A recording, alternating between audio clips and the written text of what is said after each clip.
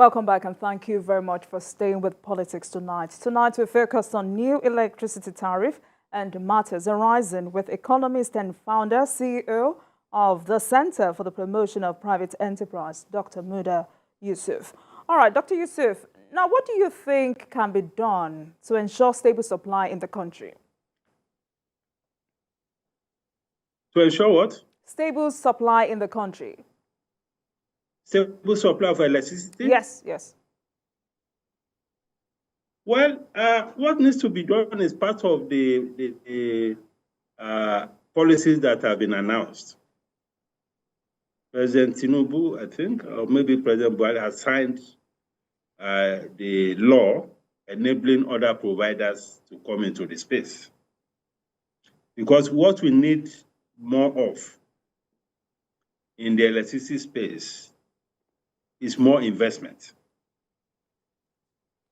We are not expecting that investment to come so much from the government, although government can facilitate, again, because of the nature of the service that we are talking about.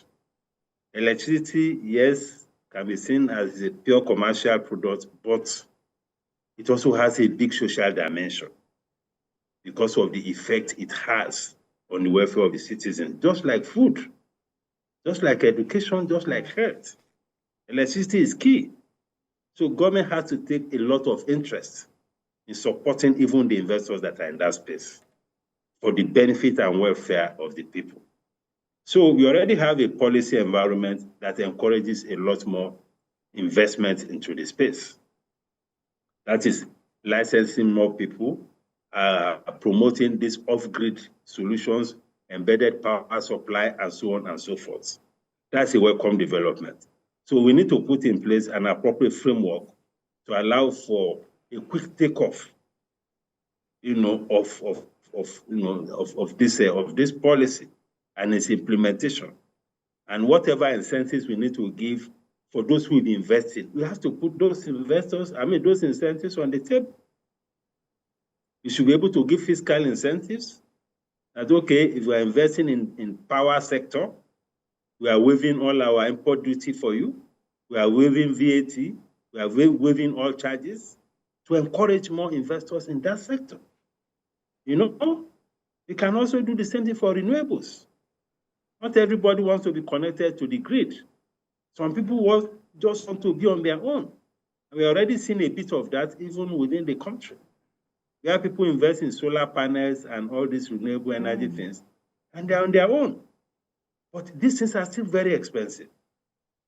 So the government can come up with a policy, again, fiscal policy, to waive all import duties and taxes on renewable energy equipment. So that as an individual or as a village community or whatever, you can decide to invest in renewable and you stay completely off the trouble of generators and all these other discos or whatever it is, so that you are just on your own. All right, Dr. Yusuf, just like you pointed out, a lot of people have also suggested renewable energy option. But how do we ensure adequate penetration with this if eventually adopted in the country? So the way to encourage adequate penetration is to make it affordable. Right now, these things are very expensive. The solar panels, the inverters, and all the batteries, and all of those things are expensive. We can make it cheaper. Yes, you have the exchange rate, which is already depreciated. But we can reduce the import duty. We can even eliminate the duty completely. Make it zero duty, zero VAT. That is what is done in many other advanced economies. In fact, in the advanced economy, they subsidize the purchase of renewable energy equipment and apparatus. They are subsidized so that more people can make use of those channels of power solution. That is what we should be doing here. If we do that, then we make, it's very scalable. You can have it at individual level, you can have it at community level, you can have it at company level. So these are the ways to make it affordable. It's about pricing, it's about affordability. The more we make it affordable, the more we increase the penetration and the acceptability and use of these renewable energy solutions. All right, so let's talk about the new electricity law, which empowers states to generate their own power. How feasible is this for most states? No, it's very feasible. It's very feasible because what I expect to see is a public-private partnership framework. Okay. I'm not expecting that the states, not all of them have the resources to go and begin to generate power and distribute power. Even if they have the resources, they don't have the skill. They don't have the manpower and all of that to do it. And we all know the story of public enterprises. You put it in the hand of the ministries and all of that to go and do it, you are not likely to get any results. You are likely to see more of inefficiency and all of that. The system will not be professionally driven. So what I expect to see at the subnational level is more of public-private partnership. So that private sector expertise, private sector capital can be brought into that space to be able to generate electricity at the subnational level. So that, for me, is the way to go. I don't expect the states to be directly now be using their resources. Even if they are using their resources, I think they should just facilitate the provision of that. Because the electricity market is a very huge market. So it presents a whole lot of opportunities. And just as I said, we also should provide fiscal incentives for investors who are willing to come into that space. The National Economic Council should take part of these things on board as part of what we should be advocating for at the level of the National Economic Council to make it easier for them to be able to attract investors in power to their states. That should be one of the major things they should be doing. They should not just be concentrating on revenue allocation, excess crude, oil theft and all of that. They should also be looking at policies that will enable the subnationals to do a lot more in terms of provision of energy, in terms of provision of an enabling environment for investors in their various states. All right. So, I mean, from your own point of view, how long do you think it will take before we start seeing the impact of the new electricity law on stable power in the country? Well, it should not take that long. Of course, because of the capital requirement, you may be looking at maybe a year or two, because you need to mobilize investors, you need to do all of that. But what I do know is that if the government supports this initiative with the right kind of incentives, then we get results within a year or two. But in the meantime, we need to ensure that whatever we can do to improve electricity supply, currently we should do. We had the Siemens initiative of the past administration. We need to know where we stand on that. A lot of monies have been committed, and I also have some information that even some of the equipment that Siemens imported are lying there at the ports. Maybe for bureaucratic reasons or whatever. Because some significant investment was made under the Presidential Power Initiative. Where are we? What can we do? Pending the time we begin to get results from this new initiative. So we need to also make the current system work better, more efficiently. The initiatives that was done under the power sector, Presidential Power Sector Initiative, let us also see it to conclusion. Let's drive it through until we begin to see results from these new reforms that are in place. All right, so, I mean, with all hopes high, when states eventually begin to generate their own power, how confident are you that this will lead to stable and affordable power in the country? Of course it will be. It will be, because what we need in the power situation is decentralization. The current structure is over-centralized. Can you have a situation where 200 million people are dependent on a single national grid? It's not sustainable. You need to decentralize it. Now we are in Lagos, we told us maybe there's a Greek collapse or something happened in Kanji or in Osogbo, then the whole nation will be in darkness. Or you have one remote village somewhere, you begin to connect cables over several kilometers to that village. These things are not efficient. We should have solutions that can serve communities based on their sizes. So that we decentralize, and through decentralization and more investment, we have better power supply, which may even be, of course, less expensive than what we have now. So for me, I think it will ensure better and more stable electricity situation. All right. So the president attended the new Global Financial Pact in Paris. How will you describe the president's outing? Well, the outing of the president, I think, is a very good one. That was his first outing as president of the country. And it's good that it's an opportunity to meet with major players in the global financial system, opportunity to interact with investors. For me, I think it is very good because there are two major components of that trip. There's a component that has to do with the climate change finance, which the whole summit was all about. How we can get the advanced economies to support financing of climate change investments, which is very important. All the expectations that the developing countries have as to the contribution of the developed countries to climate finance has not actually materialized. In previous summits, I think COP 2026 or so, there have been agreements that $100 billion will be made available by the developed countries annually to support the challenges of climate change. And just as everyone knows, the biggest emissions are coming from the developing countries.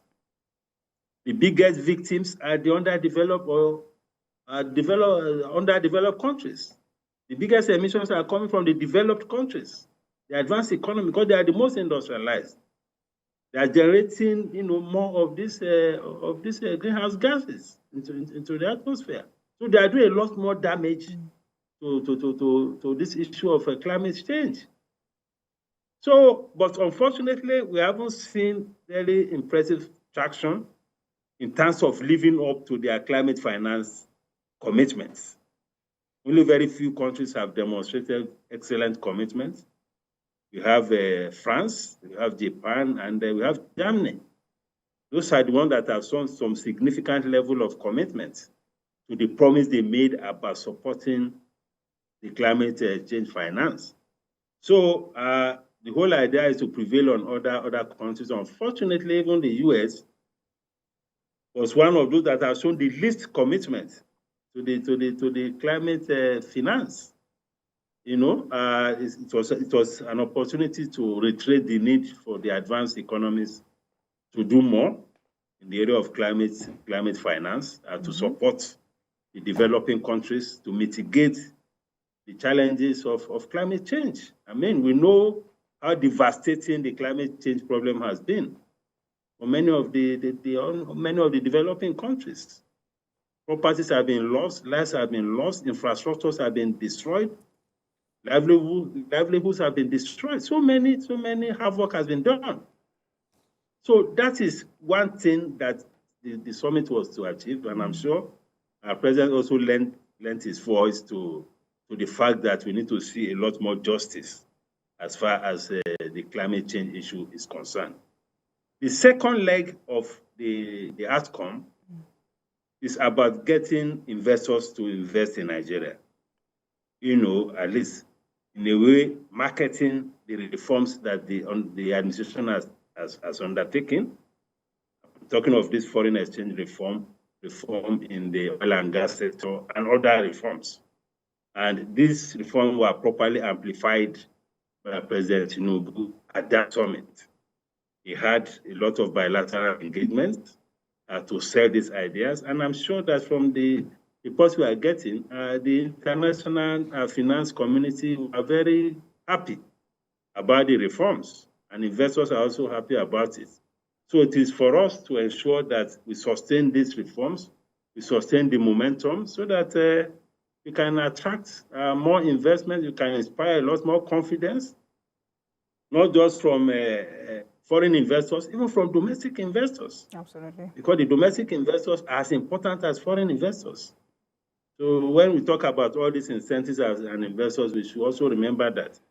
So I think the reforms, something that are well received by the international community, and the president assured them that these things will be sustained. And of course, I'm expecting that the impact of this will be positive.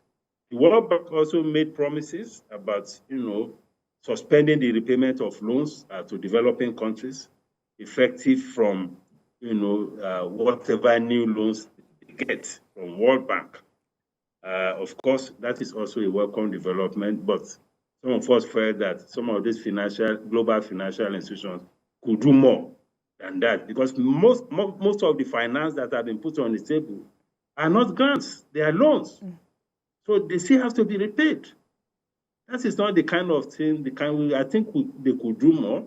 And many developing countries were also expecting that at that forum, you could get some outcomes in terms of, so that they can give more fiscal space for all these developing countries, especially those that are heavily indebted, to be able to do a lot more, by investing some of their resources in the development of their countries. But again, that did not quite materialize. But it's work in progress.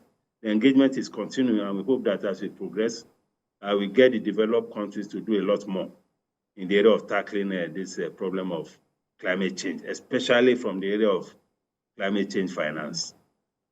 All right, so having outlined the key highlights of President Tinubu's participation at that summit, what benefits do you think Nigeria stands to gain from the summit? So the key benefits is to attract investment. Because at this time, what we need the most is investment. We need capital to flow into this economy. If you look at the data on capital importation and foreign direct investments, they have practically collapsed over the last 8 years. We haven't been seeing much. I mean, when you have a country as big as this, we had FDI, I think the last figure we had was about $500 million. When a few years ago, we were doing close to $5 billion. The policy environment has not encouraged investors to come. So we need to see a change in that, and that will benefit the economy a lot. Because when you talk about growing the economy, it's essentially about growing your investments, both domestic and foreign. And when you talk about challenges in your foreign exchange environment, it's also about attracting more foreign capital. The more foreign capital we're able to attract, the better for our reserves, the better for our exchange rate. And you know what that means for the average Nigerian, for the average businesses. If you have a much better foreign exchange environment, it helps to stabilize the macroeconomic environment. And it's very positive for businesses, it's very positive for job creation. It's positive for growth of investment. So those are the kind of positive outcomes that we expect, from that kind of engagement. All right, so let's talk about foreign exchange. I know you tried to talk about this earlier, but for clearer understanding, what impact of the unification of exchange windows are we beginning to see in the country? Well, the impact, first of all, there is a revenue effect. Because from the unification, I expect to see a additional gain into our revenue and to our federation accounts of close to 3 to 4 trillion, which we have been losing to all these rent seekers and those who are benefiting from the arbitrage. So when you have that kind of additional revenue into your federation accounts, it will benefit the federal government, it will benefit the state governments, it will also benefit the local governments. Because these are the people who share the federation account revenue. But again, it's one thing to have the revenue, it's another thing to use the revenues judiciously. So again, as citizens, we have a responsibility to hold our governments to account so that they are accountable for the resources they get. The second benefit that we expect, which may not be manifesting immediately, is the fact that we are likely to see more foreign exchange inflows into the economy. So far, in the last few weeks, the bulk of the supply to the foreign exchange market has been from autonomous sources, from private sources.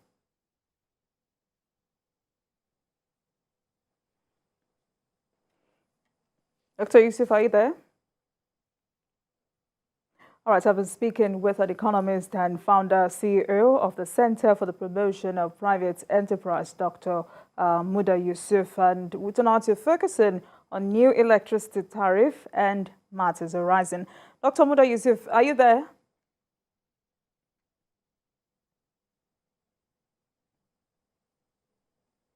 All right. All right, sadly, we have to, that's a good way to end the show. I mean, for him, it says this is the wrong timing, and we do hope we go from now on. All right, that's all we have on the program for you today. Thank you very much for watching.